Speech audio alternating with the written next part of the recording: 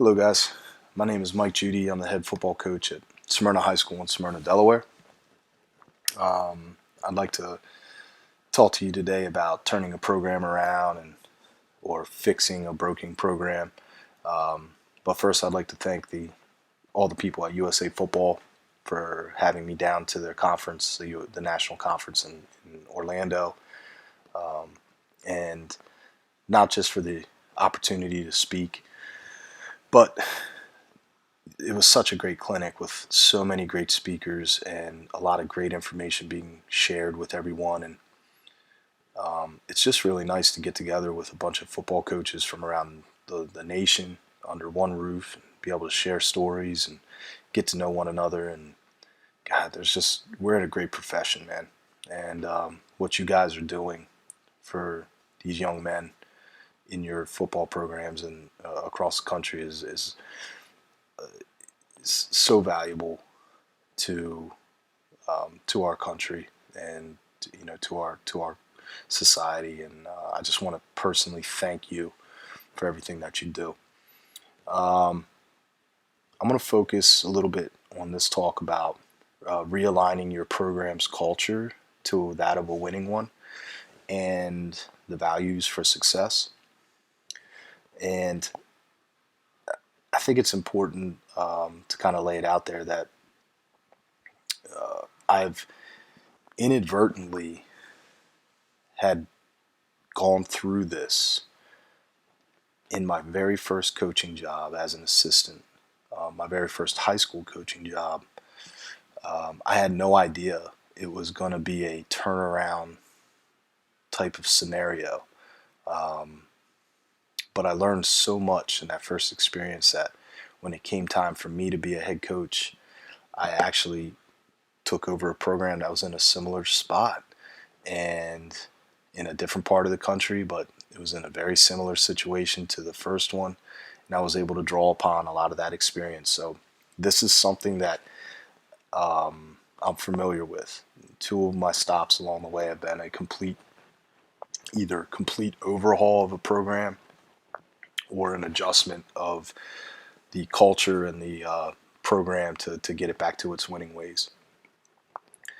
So the first question I would ask somebody who is thinking about taking a job that is going to require you to, kind of turn a program around, the first question I would ask that person is, are you familiar with the program? And by familiar, I mean, are you currently part of the program in question? In my current job, Smyrna High School, I served as an assistant in the previous staff for 7 years prior to becoming the head coach. And I found that serving as an assistant and knowing the program in and out was very advantageous to me. Not just in getting the job, but more importantly, in the timeline of implementing the changes and any adjustments that we needed to make. Because I was familiar with the day-to-day operations and with the kids. So it is advantageous, I think, but it also brings up a great question that I think you need to be honest and truthful with yourself, I guess, is you need to do some personal evaluation. Before you set out trying to change people's ways and change the way a bunch of kids work on a day-to-day basis, which is ultimately what this thing's going to come down to, is you need to do some soul searching. If you are familiar with that staff, with that previous staff, maybe you were a part of it, you need to really ask yourself, look yourself in the mirror and be truthful. Were you part of the problem? Were there things that you were doing that were leading these kids down the wrong path from a winning way? It's not always a pretty answer. It's not always the sexy answer, the one you want to hear. But if you're truthful with yourself, I think you can identify any part in the mess that was created before.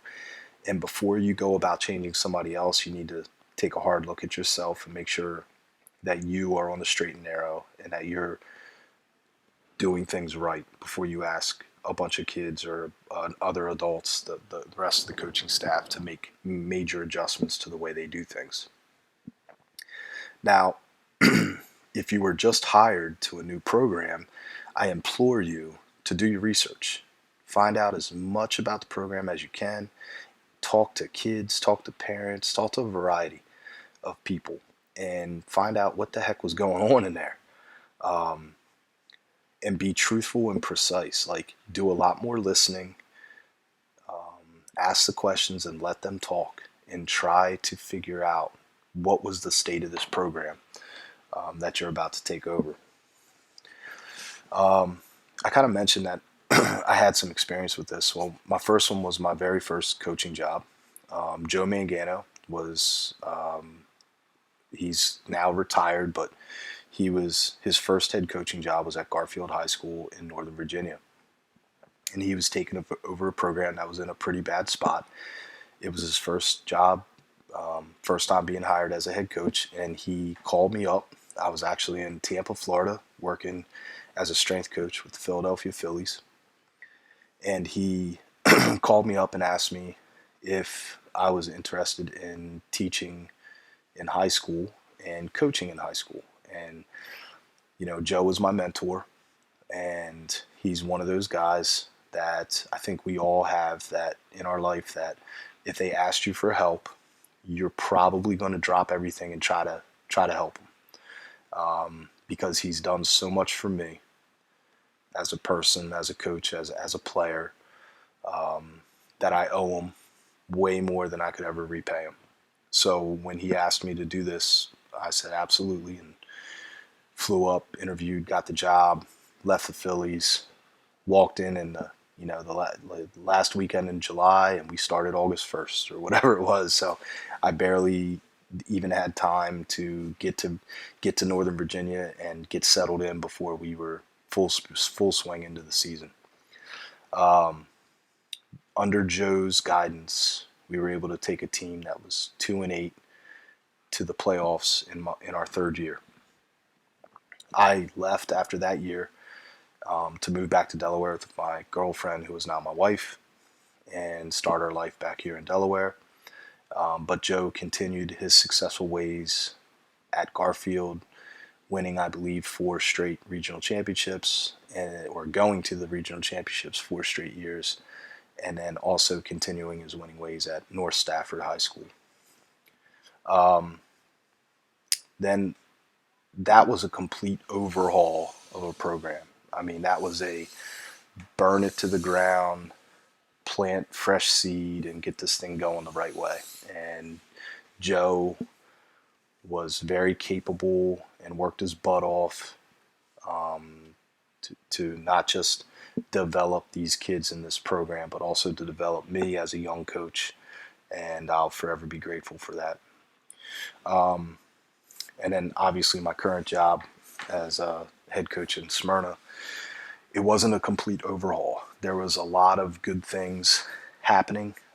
There was some minor issues that needed to be cleaned up, but moreover, it was a change in the attitude and culture of the program, as opposed to there was a lot of positive messages being sent in the program. We just had to back it up with some good football. When you're taking over a program, I think it's real important that well, what do you envision this thing to look like? And I think all of us just want the kids in the program to be a successful one. We use the term culture a lot, and I hear it get thrown around a lot, and I use it too. And I think culture, the issue with talking about culture is you got to define it, and it's kind of hard to define when it comes to football. I racked my brain trying to define this thing, and for this presentation, I kept thinking and thinking, and the only thing that kept coming into my mind was this this infamous 1964 Supreme Court Justice Stewart quote regarding obscenity. Is that they were asked, what about obscenity, and the man testified that, well, I can't tell you exactly what it is, but I know it when I see it. And I kind of feel that way about football culture. Is it's not as easy to define in words, and hammer down like a list of things it is, but it's one of those things that when you learn the inner workings of a program and observe it, you know this is a good football culture. So I kind of started there and then tried to backtrack a little bit to try to identify some concepts, characteristics of these successful programs. There's got to be buy-in. There's got to be buy-in from top to bottom, and it starts with administration. Your admin, you're going to ruffle a lot of feathers if you're taking over a bad program. You're going to ruffle feathers. You're going to make some people mad. And because oftentimes, in my opinion, what separates many of the programs that are not good and consistently not good is that they know they're not good, and the kids know the things aren't going right, but they're very reluctant and stubborn to change. It kind of goes like with the saying you hear a lot is, everybody wants to be a champion until it's time to do champion things. They don't, maybe the kids don't want to grind, or I hate the term grind, excuse me. They don't want to work at the caliber, at the level of work that's necessary to be a good program, or they don't know how to work. They've never seen it. So, I think you got to have backup there, because you're going to be doing things and being put in situations where people are not going to be happy, but you're doing it for the betterment of your program, and you need somebody to back you up on that. Having a great staff is absolutely critical to this. It takes, the term "it takes a village," 100% accurate when it comes to coaching football. Is you can't just do it yourself. You can't be one guy in a staff of 6 that you're the only one that fully buys in and believes in what you're trying to do. You are setting yourself up for failure. Your staff has to be on board, and you have power in numbers here. Obviously, the players have to buy in. If you got to make them happy. The kids are going to be very happy to win a football game, but they're going to be really happy that they're having fun. So you might want to keep that in mind. Football is supposed to be fun. It's supposed to be tough. You're supposed to hit people, and then hopefully you can win some games along the way. And if you do those things, you'd be amazed at how the kids will believe in you. And lastly, it's the community. Having the community back you. This one I think kind of comes last, is because the community even will try to throw stones at what you're doing if it's too different than what they're used to. Even if what they're used to is a losing football program, when it looks different, people want to start saying this will never work, or this guy doesn't know what he's doing, and you got to ignore all that. The only people that matter are the people that are in that room on Monday. It's your staff and your kids. And if you start listening to what the stands have to say, you might as well be buying a ticket to sit next to them next season, because you'll probably get more done sitting in the stands rather than trying to be the head coach if you're just going to listen to what they got to say. Consistency. The great programs are consistent. And I'm not talking about consistently winning state titles, although there are programs that do that. I'm talking about consistently competitive. Like, they may not win the conference or the states every year, but man, they're good most of the time. And even when they're bad and they have an off year, they're not going to be bad for long. And to me, that's a great sign, is if your program is one that, wins a bunch of games, then you have a down year, and then you win a bunch of games, that's still a good program. And those down years will come. I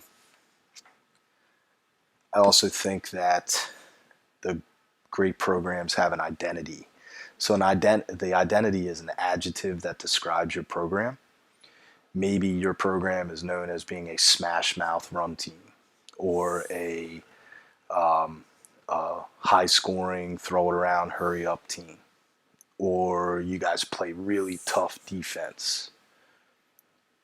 Well, those are all adjectives and they describe your program. But I think the one adjective that should describe your program, if you want to have a good football team year in and year out, is you should be striving to have a team that's described as being really well coached. Really well coached. If you can display that and you can show the world, show your opponents, show the crowd, show everybody that this team is well coached, that's a mark of a good program. The last one I put up here is flexibility. When your staff and the coaches are not so egotistical that they don't adapt, they're not stubborn. One of the great coaches in our state has been coaching for about 4 decades. He's an older fella. He's full of energy, full of spark. He lights up a room when he walks in, and this guy, he can coach. And he's older now. He's got socks older than me. But the guy's won like 7 or 8 state championships. He's been in the finals like another 8 times. I mean, that's like once every 3 or 4 years he's in the state finals. How does he do it? Well, not only that, but what's amazing is he coaches at the smallest public school in the state. He has like a total population of like 400 kids or something crazy, and this dude finds a way to win all the time. You know what it is? It's not an amazing system or some secretive defensive system that like burns other teams' faces off. It's that he's not too stubborn to where he forces kids into situations where they won't be successful. Some years, when they have a quarterback that can throw it, they throw it a lot more than they run it, or a lot more often, I should say. Some years when they don't have a quarterback that can throw it around, they put their best athlete at quarterback, and they're an option team. It's part of their system, and they'll rip you apart with the option. And then they're consistently good defensively, whether they're running an even front or an odd front. The guy can coach. Man, that guy can coach. His name's Dave Hearn, Delmar High School. Look him up. He's amazing. Still going at it, like 38 years later. That's a mark of a good program, and I think we should all strive to be like Dave.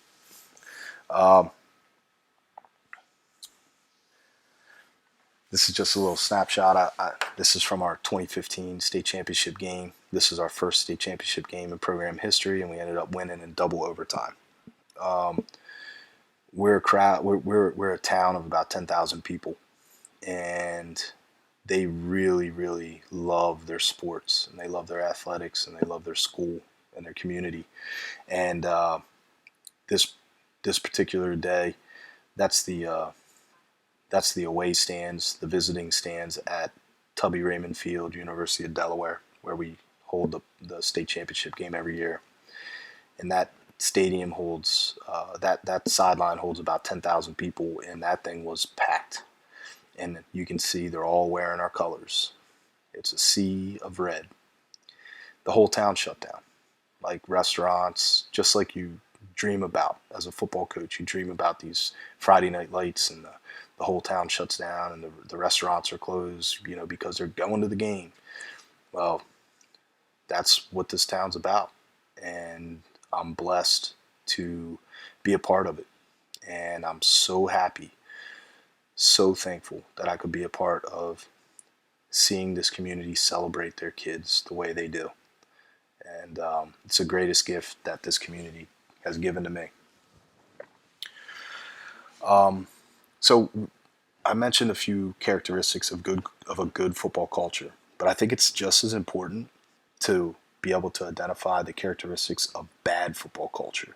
And it's probably easier to recognize this This is not a complete list, but these are just some things that stand out to me in my mind that if any of these 5 things are going on, I don't want anything to do with this program. And if I'm in charge of the program, we are going to change this immediately. So the first one is too many kids without a role. There's nothing worse to me than seeing a high school football team where the same 12 to 15 kids are playing all night long, multiple positions, the same kids touching the ball 50 times a night, and there's 30 kids on the sideline standing there. You talk about sapping the energy out of a program. That will do it quickly. I've noticed that when this happens, practices look bad, practices suck, because the energy's not there. The kids that are standing on the sideline on Friday night, you think they're going to turn around and bust their butt during the week? Like, these kids, we got to be realistic. We like to really be romantic about the way we think of ourselves as coaches, looking back at our experiences as a high school football player. Well, we may have been the guys that were okay with that, with standing on the sideline, kind of waiting our turn. And we may have been the player that could understand the message behind working hard and letting the senior play or for whatever. But I got news flash for you. That's what made us coaches. We were different, most likely, than a lot of our kids. And with that said, a lot of your kids are not going to be exactly like you. They're not going to be coaches. They're going to use football to better them as a person. They're not going to probably not dedicate their life to football like we do. So we can't expect them to stand on the sideline and be happy with, hey, your reward for working really hard is to stand on the sideline and watch these 12 guys play all night. That's not a reward for most kids. That's a punishment. As sad as it sounds, but just being truthful, we got to do better than that. So I would much rather, if I'm only going to play 12 kids, I'm not going to dress 35 other kids just to hang out. There's no way.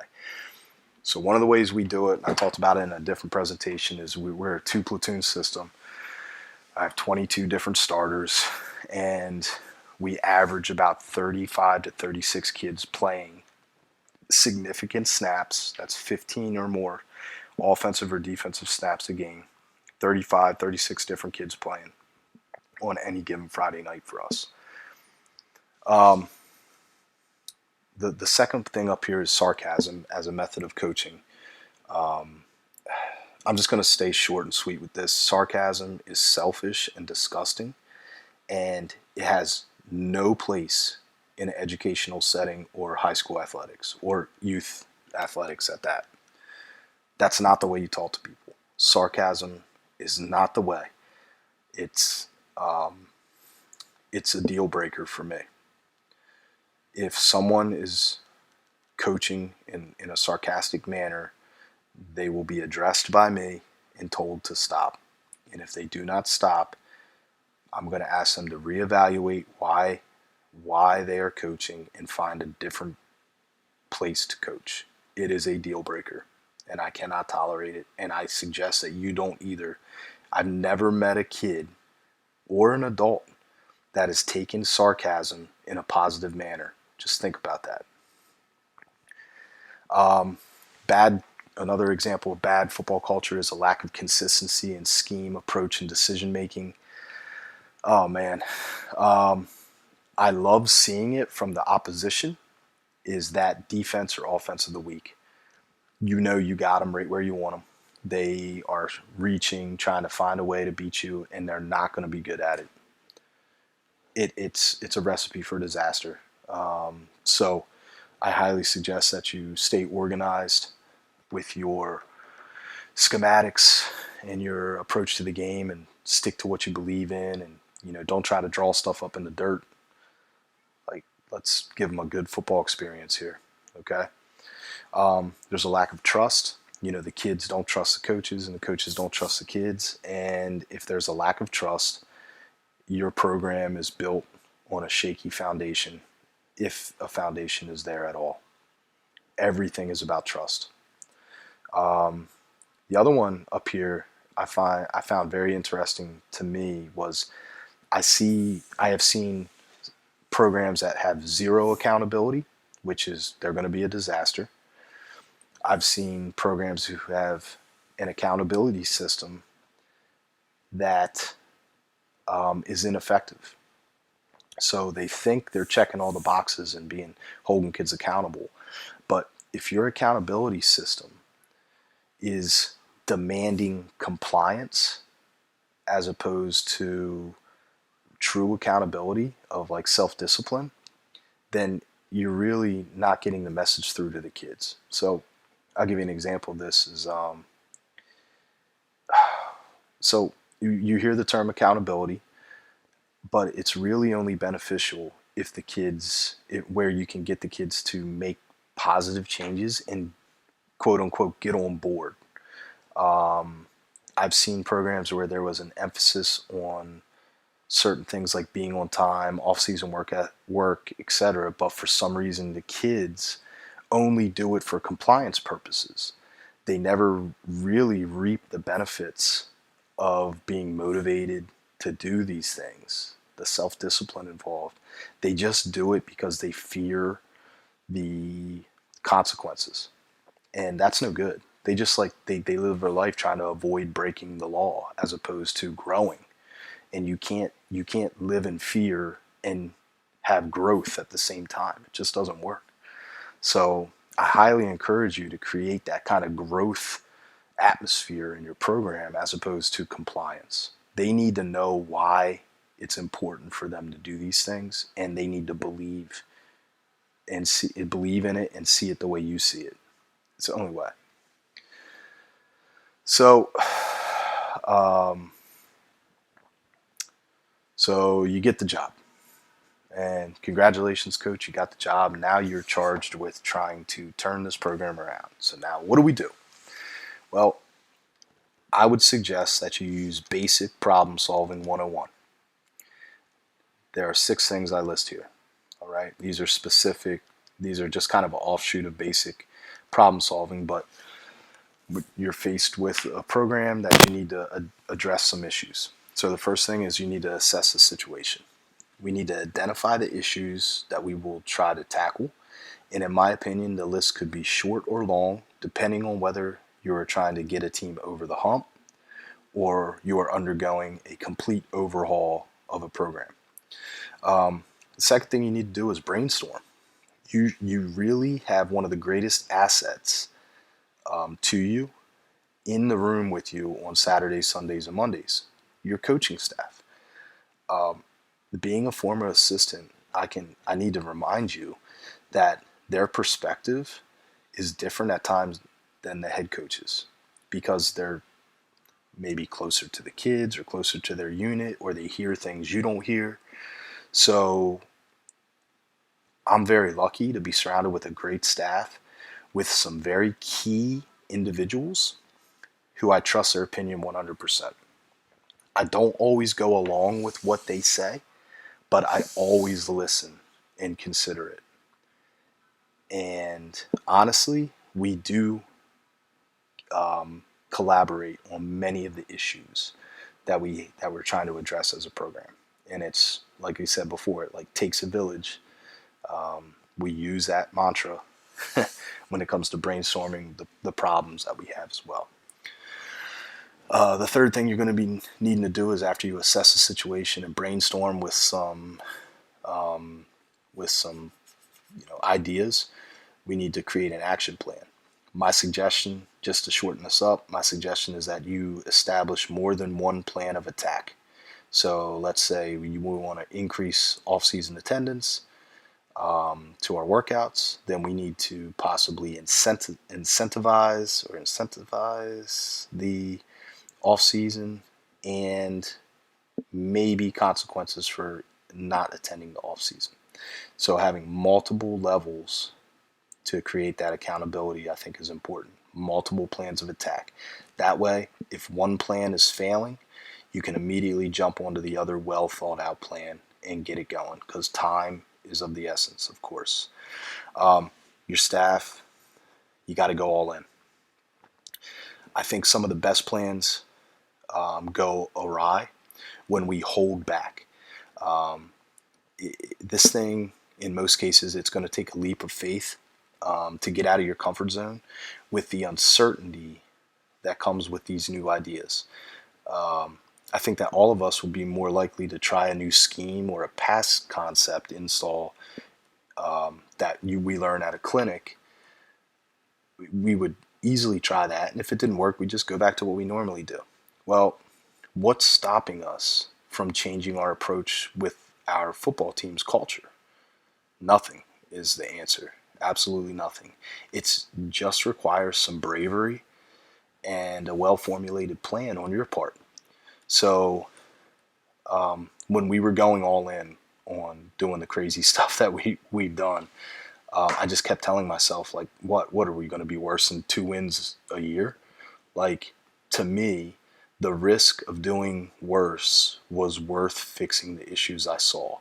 And I wouldn't want to coach at this school unless those issues that we had were solved.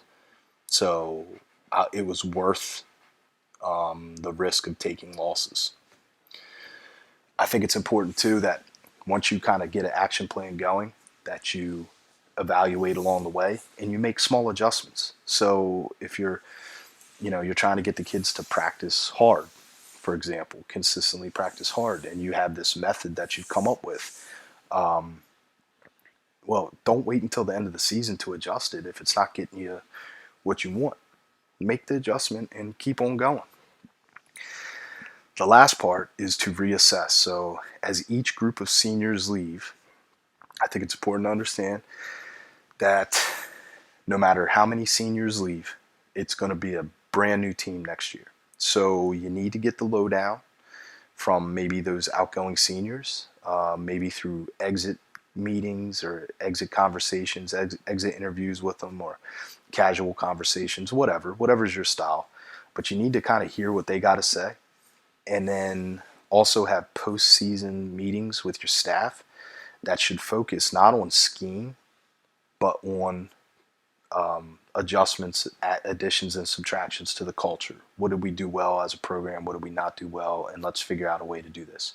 Scheme can wait till after clinic season. All right. Now, when I got the job at Smyrna, I told you I was an assistant.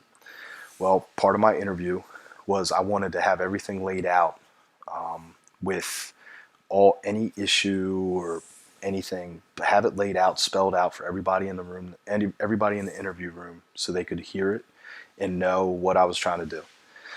So in preparation for the interview, I did a 6-year study on the successful teams in our state. So I looked at all playoff teams and state championship teams. And what I found, and I compared it, I crunched the numbers, and I compared it to our own program and where we were. So on the right side of the screen, you will see what our playoff teams looked like. Now, this is just a snapshot. This is not the full list. But I did a lot of data analysis here and took the time to do it. And I compared what we saw out of the playoff teams here to the right with what our team was doing over that same time period. So as you can see, playoff teams were getting 8 wins a year or more, and we were averaging 3. So we were a long ways away from being a playoff team. Those teams were also scoring 34 points on average a game. We were scoring 17.4. So we needed to find a way to score the ball more if we wanted to be a playoff team. Defensively, they were giving up less than 17 points a game. There was a couple outliers. It was really more like 12 points a game for the really good teams. But there were a couple teams that weren't very good defensively, but were really good offensively and still made the playoffs. We were giving up almost 24 points a game, so we definitely needed to adjust the defense. That was bad. And then one that stood out to me was that during that time we were averaging giving up about 2.5 rushing touchdowns a game. But the playoff teams, I found this was an interesting stat, was that the playoff teams were actually scoring the ball offensively. They were scoring the ball with by running it 3 times as many as they were passing. So I didn't take this statistic as a way to, tell us how to run our offense. What I looked at it was, if we're gonna beat, if we're gonna be a playoff team, we're gonna need to beat these playoff teams and take their spot. And how are we gonna beat them? Well, we got to score offensively. We got to score one more point than they do, at least. So we need to really shut them down, shut their offense down. So what this statistic showed me is that above all else, we got to sell out to stop the run. And if you do that, you're going to force this team to do things they don't want to do, which is pass the ball. So we set out to do that, and that became the number one concern from a football schematic approach, was we need to stop the run. So since then, since 2014 when we took over the program, we've had 42 wins and 14 losses, 75% winning percentage. We've averaged 40 points a game. We set a state record in scoring one year with 53 points a game. We set a state record in passing. We have Delaware's all-time leading passer and Delaware's all-time leading rusher during that time. We average 8.4 wins a year. We've had 3 conference championships, 3 state championships, and in 2016 our team was a Max Preps top 50 ranking in the country.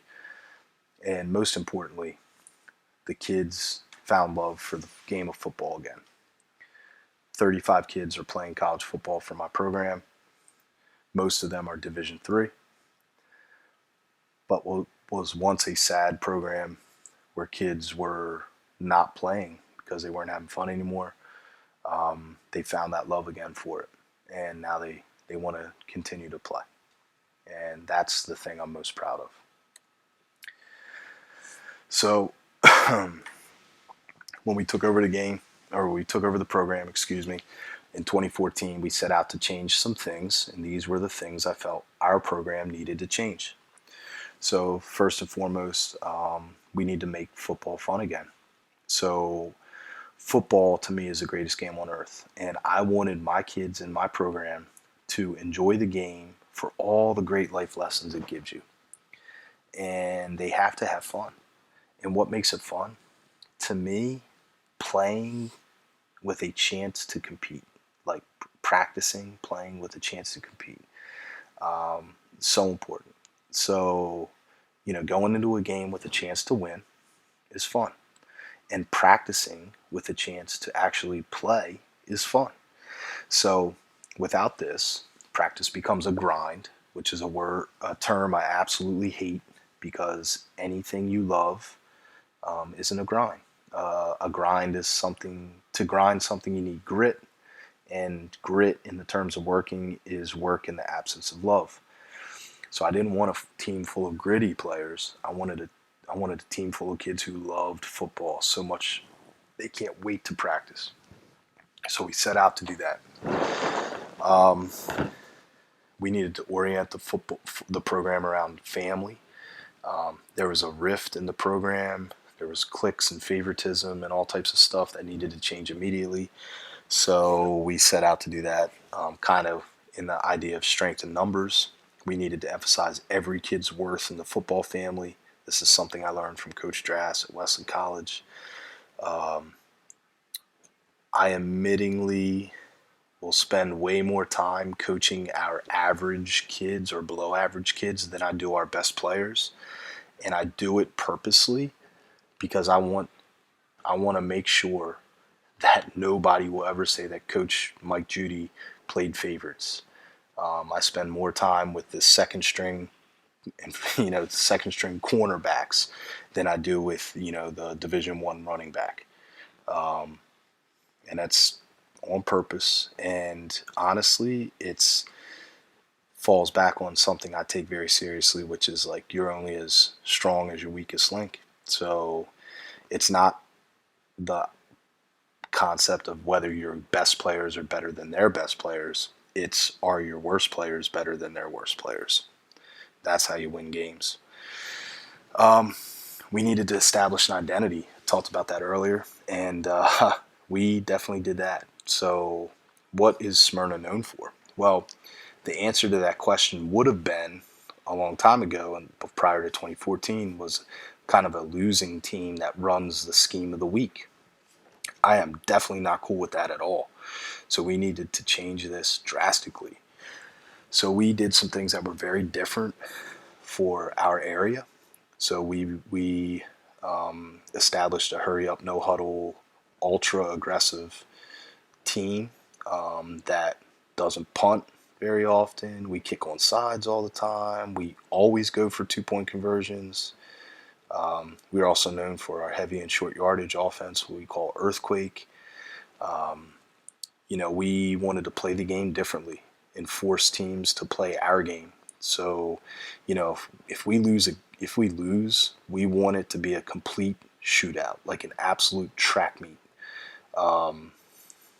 Offensively, we're a no tight end spread, or two tight ends or two tight ends, two fullbacks, and there's nothing in between. Like we don't dabble. We're either completely spread out or completely compacted down into a small, tight formation with no splits.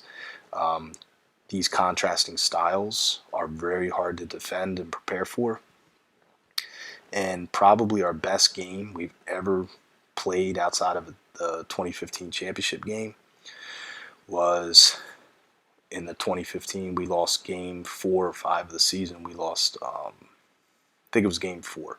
We lost 76-56 76-56 against a really, really good private school from up north, northern Delaware. We spotted them 21 points in the first 3 minutes of the game and then fought our way back. The game was 42-41 us at the start of the fourth quarter, and then all hell broke loose. Despite the crazy score, we were so close to being good defensively, even though it's hard to believe, but we gave up 76 points that night. But we were so close. Minor details to being good defensively and shutting them down. Well, guess who we end up facing in the state championship game? That very same team. And we win it in double overtime on what other than a goal line stand to stop them from going up and winning the game. And we won 32-26.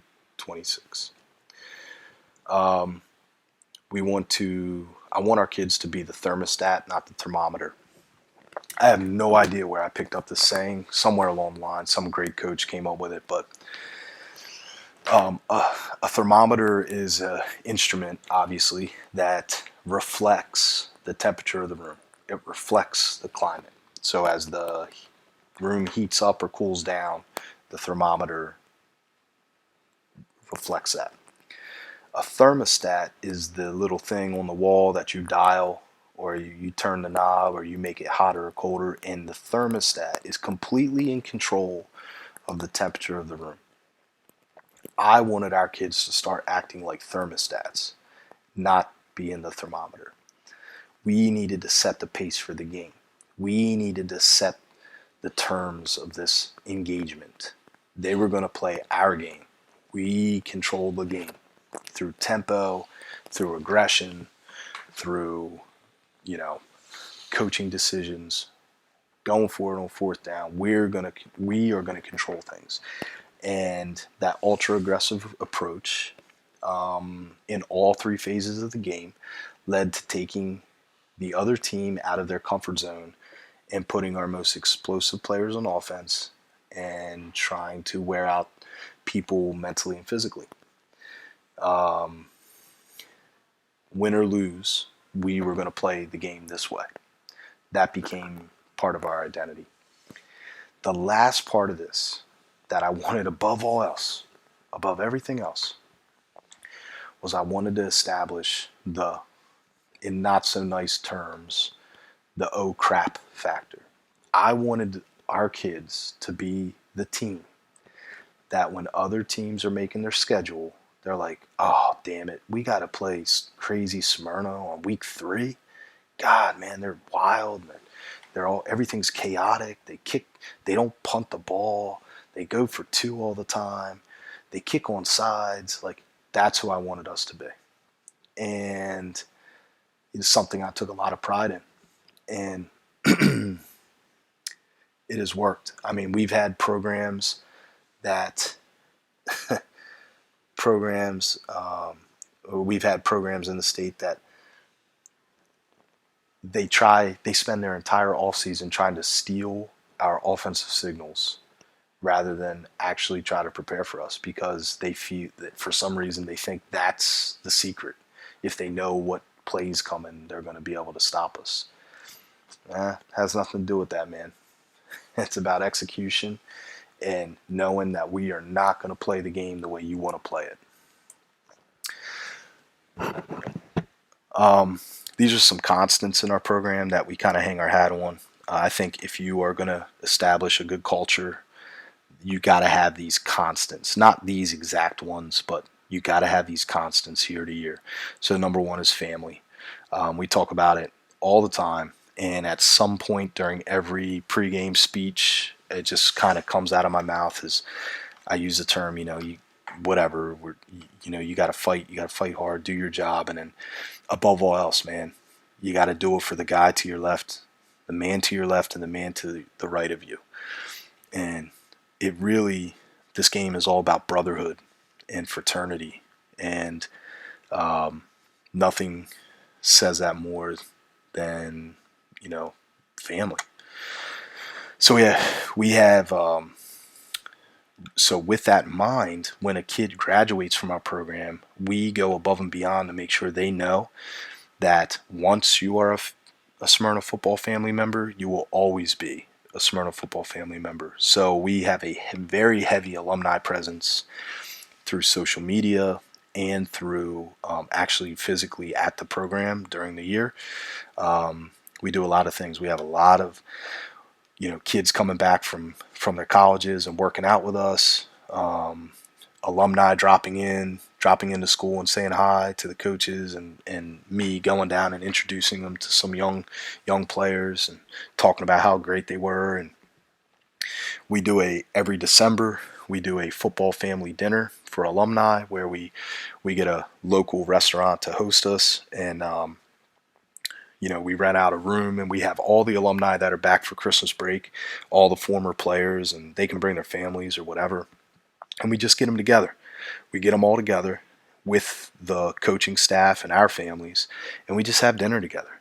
Just pick a night, sit them down, and we all just, say hi and get to know each, get to see how we're doing, and talk about college and talk about jobs, and just, getting together. And I think it really sends a signal that this staff cared for you as a player, but we care for you just as much now as a young man, as a family man, or whatever you're doing. And to me, that's invaluable. It's something, again, I always felt from my coaches, especially Coach Drass from Wesley College, who was my college coach. He'd never forget a face. He'd never forget a name. He'd call us all the time, see how we're doing. Even when, I had graduated almost 20 years ago, he still would call up until, sadly, he passed away last spring.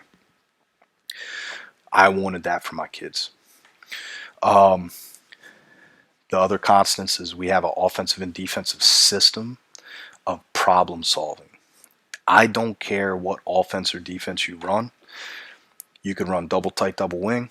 You can run wing T. You can run the spread offense. You can run the I. You can run a 4-3, 3-4, 4-2, 4-4. I don't really care what defense you run. None of that matters. Do you have a system in place to solve the problems that the other team is going to give you? If you do, you have a chance of being successful as a program.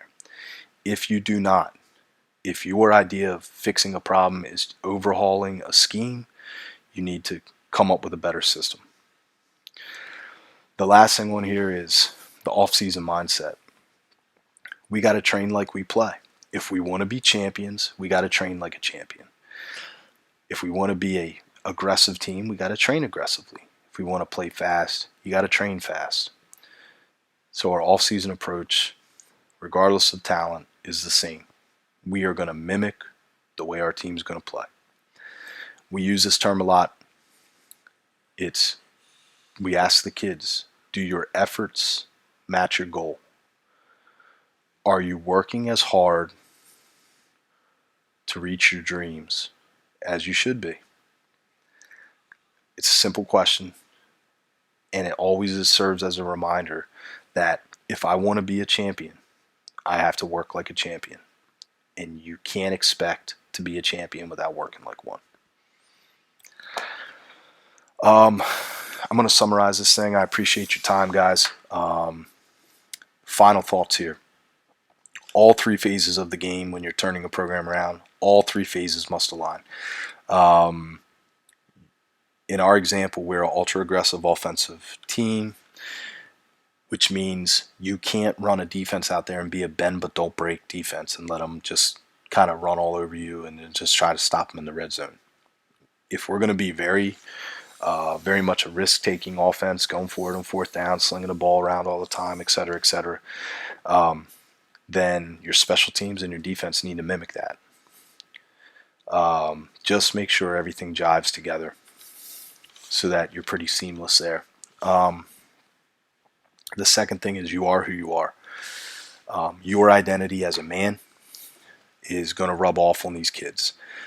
Who are you as a coach? How do you solve problems? Is it with aggression, a la Don Brown, defense coordinator at Michigan? Or, how do you attack the blitz? Some people block it. Some people throw it. Some people screen game. There's no right answer here. It's whatever works for you. Find a system of problem solving and stick with it. Also, don't try to reinvent the wheel. Like, football has been played at a higher level than we currently coach for a long time. Learn from them and apply what you're learning. Give it to these kids. That's all. Make it about the kids. Above all else, make playing football at your school special.